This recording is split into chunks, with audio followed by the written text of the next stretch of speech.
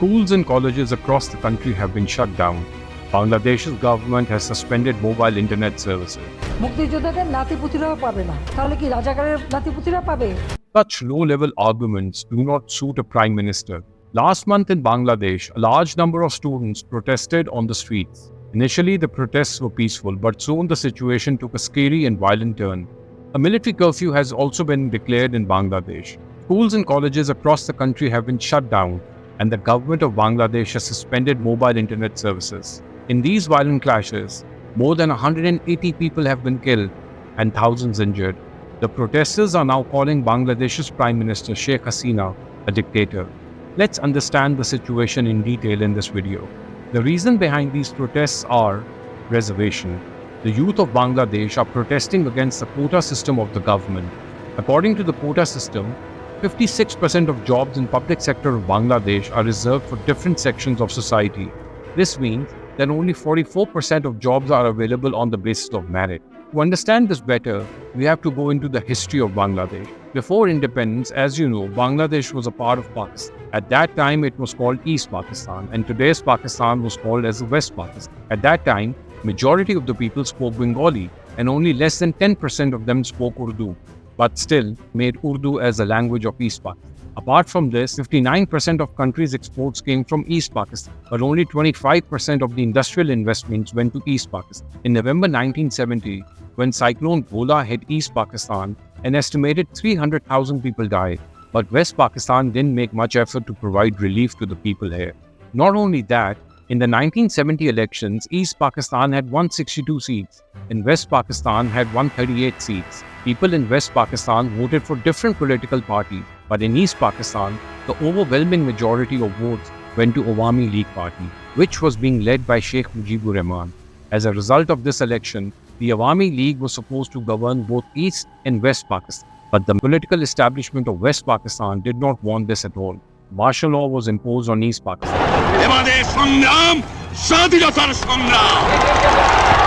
In response, Sheikh Mujibur Rahman began a civil disobedience movement in protest. Sheikh Mujibur Rahman was arrested.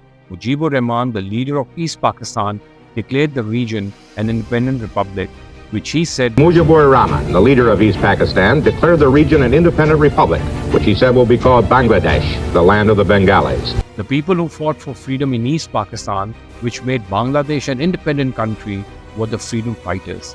These freedom fighters are relevant in the current situation because of this quota system.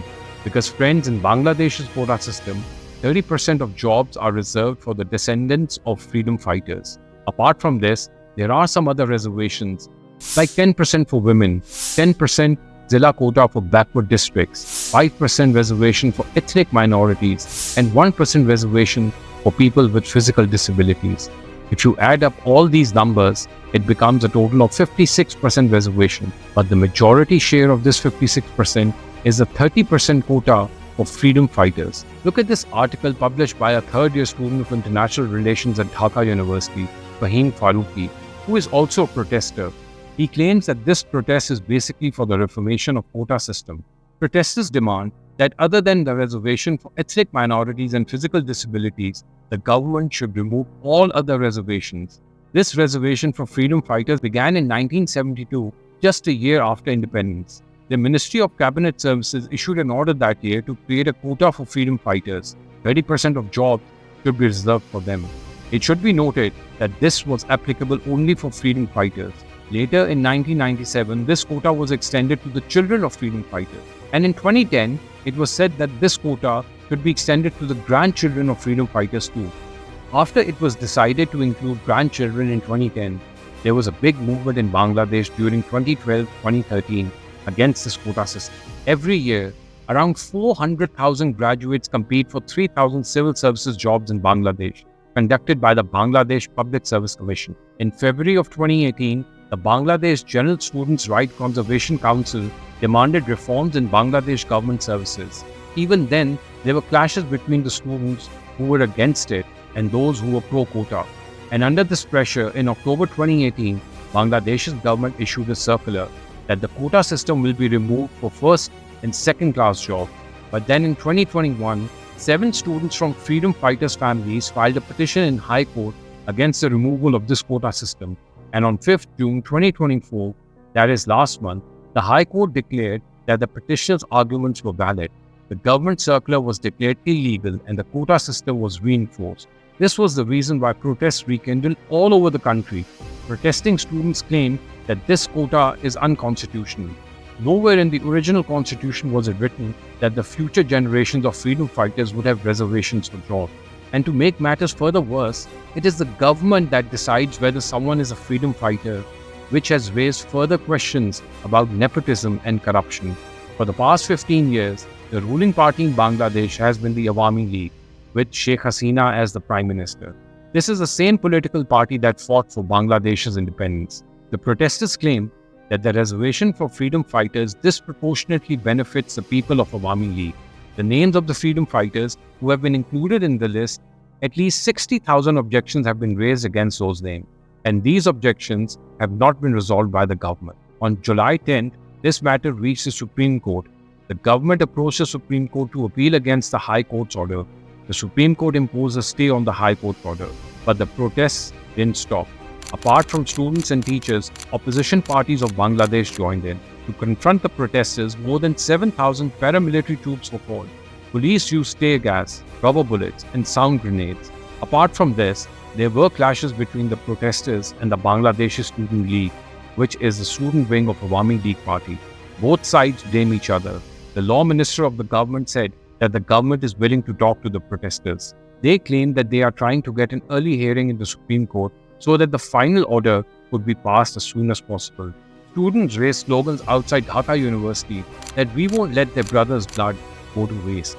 Under pressure, the government formed a judicial probe committee to investigate the incidents of violence. But the main group of protesters, Students Against Discrimination, doubts the government's intention.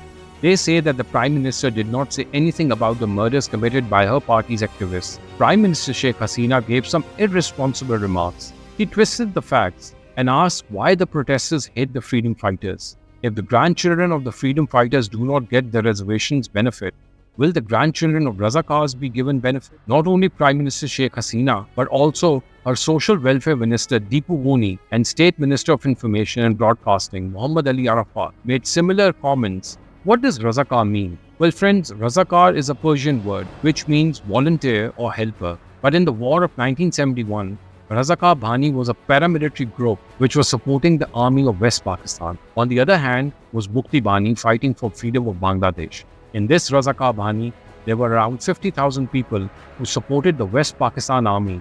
In 1973, when Sheikh Mujibur Rahman's government was formed, he introduced the International Crimes Tribunal Act to find and punish these Razakars. Around 37,000 volunteers were identified. Around 26,000 of them were pardoned by the government, and the remaining were punished. They were imprisoned or their trial is still going on. Some trials were so long that even in 2022, 6 members of Razakar Bhani were sentenced to death for crimes against humanity. In Bangladesh, the word Razakar means treacherous and anti-national. And if someone is protesting against the government because of this reservation, does it make sense to call them a traitor? No, no, no, no! As an American author and activist, Edward Eby had written, "A patriot must be ready to defend his country against his government." Democracy doesn't only mean that you go vote every 5 years. Democracy is a dynamic system where people should be politically aware. People should continue to hold the government accountable and keep monitoring if the government is doing right or wrong. And if needed, they should be able to oppose the government. The demand of the protesters are not unreasonable.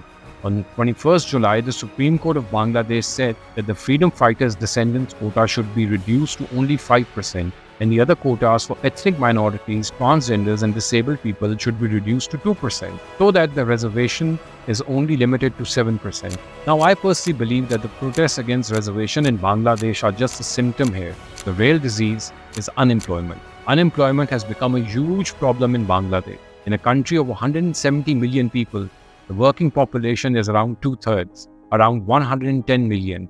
30 million of these 110 million people are unemployed. Bangladesh's economy is in bad shape. Foreign exchange reserves of the country are running low. In 2022, Bangladesh asked for help from International Monetary Fund to rebuild its foreign exchange reserves. Recently, They were planning to take a loan of $5 billion from China. Apart from this, the inflation rates are high at 9%. The expenses are increasing, but people do not have jobs. Improving the reservation system is only the first step. If they want a long-term solution, the government needs to focus on job creation.